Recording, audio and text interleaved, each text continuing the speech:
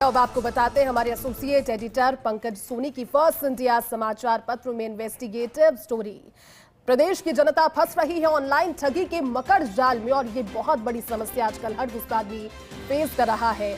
आम आदमी से सबसे ज्यादा साइबर ठगी की जा रही है और जो साइबर ठगों की निगाह में सबसे आसान सस्पेक्ट है वो आम आदमी समय है। निजी बैंक के ऐप से निजी बैंकों के ऐप और ऑनलाइन बैंकिंग में सुरक्षा खामियों का, कमजोरी का, उस चीज की जानकारी में कमी का फायदा साइबर ठग लगातार उठा रहे हैं। ठगी का पैसा ट्रांसफर विदेशों में हो रहा है या फिर इस पैसे से खरीदी जा रही है क्रिप्टो करेंसी। 5 साल में आम व्यक्ति के साथ ठगी में पुलिस में दर्ज हुए हैं 5178 मामले और कई ऐसे प्रकरण होंगे जो तो दर्ज भी नहीं हुए होंगे। इस मामले में आम जनता से की गई है 1,197 करोड़ से भी ज्यादा की ठगी।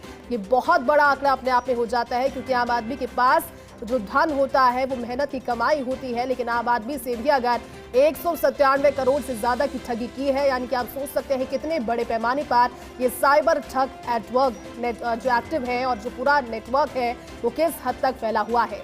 90% मामलों में पैसों की वापस रिकवरी नहीं हो पाई, 10% हो सकता है किसी तरह से पैसे रिकवर किए गए हों।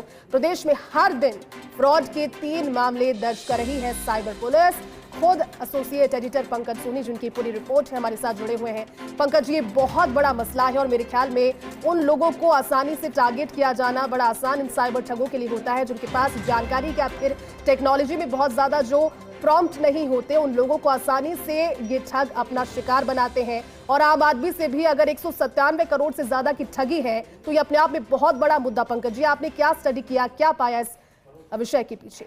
देखिए, जैसे एक ये बहुत बड़ा मुद्दा है कि साइबर ठग से संबंधित कोई भी जो बड़े मामले होते हैं वो तो पुलिस में दर्ज हो रहे हैं, लेकिन सामान्य जो ठगी होती है, छोटी रकमों की ठगी होती है, वो पुलिस में दर्ज नहीं हो रही। तो जो हमने इन्वेस्टिगेशन करी उन केसों पे करी है जो बड़े मामले हैं और जिसमें बड़े पैसों के लेन देन में फ्रॉड हुआ है। खास बात यही है, जो पूरा फ्रॉड है इसमें एक बहुत बड़ा चौंकाने वाला आंकड़ा जो निकल के आया, ये ज्यादा फ्रॉड जो है वो प्राइवेट बैंकों के ऐप से हो रहे हैं। उसमें पेटीएम शामिल है, जिसमें फोन पे शामिल है, जिसमें गूगल पे जैसे जो ऐप है जिसे सामान्य लोग बहुत मात्रा में उसका इस्तेमाल करते हैं। उन ऐपों के सिक्योरिटी में जो खामियां हैं उसका फायदा उठाकर ये साइबर ठग इनकी जो खाते हैं उनमें सेंध मारते हैं और ये पैसा, खास बात है, पुलिस रिकवर भी नहीं कर पा रही है। उसका मेन कारण ये पैसा कई खातों में ट्रांसफर होकर विदेश चला जाता है या उसकी क्रिप्टो करेंसी खरीद ली जाती है, जिसके कारण से वो पैसा वापस जो पीड़ित है उसको नहीं दिलाया जा सकता। तो कुल मिला के देखें तो जनता के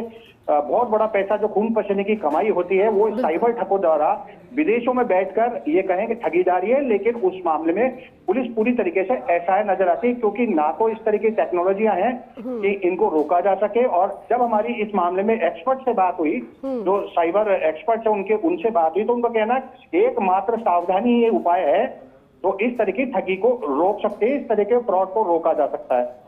एक बार फ्रॉड होने के बाद अगर रिपोर्ट दर्ज कराने में व्यक्ति देरी करता है तो ये मान के चलिए फिर उसको अपने उस राशि जो उसकी खून पसीने की कमाई है उससे उसको हाथ धोने पड़ेंगे। 5 साल के हमने जो आंकड़े हैं उसका हमने आकलन किया तो ये हमें देखने को मिला कि 90% मामलों में पैसा रिकवर ही नहीं हो पाया है। और वहीं इसमें संबंधित जो अपराधी हैं जिन्होंने इन चीजों को इन मामलों को अंजाम दिया है उनको पुलिस ने आइडेंटिफाई जरूर कर लिया, लेकिन पुलिस उन तक पहुंच नहीं सकी क्योंकि वो या तो विदेश में बैठे हुए हैं या फिर वो बार बार अपने आईपी एड्रेस बदलकर इन ठगियों को अंजाम देते हैं। तो कुल मिला के देखें तो एक बड़ा नेक्सस है और इस तरह की ठगी आम बात है जो आजकल राजस्थान या मानिए पूरे देश भर में चले जा रही है। खाली राजस्थान के मामले में जो स्टडी करी उसमें निकल के सामने आया कि 5 साल में करीब 200 करोड़ रुपए की ठगी हुई जो पुलिस में दर्ज की गई और ये पैसा पुलिस वापस लाने में नाकाम रही। जी जयंती, लेकिन पंकज जी, ये बहुत बड़ी बात इसलिए हो जाती है क्योंकि जिस नेक्सस का आप जिक्र कर रहे हैं अगर वो समय दर समय ज्यादा डेवलप हो रहा है, अगर अपने पांव ज्यादा पसार रहा है, तो क्या ये नाकाफी इंतजाम आने वाले समय में भी आम आदमी को जिसके पास बहुत ज्यादा नॉलेज नहीं है कैसे नेटवर्क बैंकिंग को यूज करे, उससे बचाने के लिए जो इंतजाम है या फिर जो साइबर एक्सपर्टीज है ये अभी काफी है क्या? देखिए, जो साइबर एक्सपर्ट का कहना है, उन्होंने कहा कि इस मामले में सावधानी ही एकमात्र उपाय है। अगर आपके खाते से पैसा निकल जाता है और वो विदेश में चला जाता है तो उसको लाने का कोई जरिया पुलिस के पास नहीं होता है, पहली चीज। दूसरी चीज, जो प्राइवेट बैंक है उनकी जो सिक्योरिटी फीचर्स हैं एप्स में हो या जी। उनके खातों में हो, हाँ। उसको उनको ज्यादा मजबूत करना पड़ेगा। और जो बैंकिंग जो लोग इन खातों को इस्तेमाल कर रहे हैं उनको भी बैंक में जाके इनके जो सिक्योरिटी फीचर्स है उसको लेकर बात करनी होगी, तब जाकर इस तरह के मामलों पे कुछ पाबंदी लगाई जा सकती है। जी जैसी। ठीक है पंकज जी, आपका शुक्रिया इस पूरी बातचीत के लिए।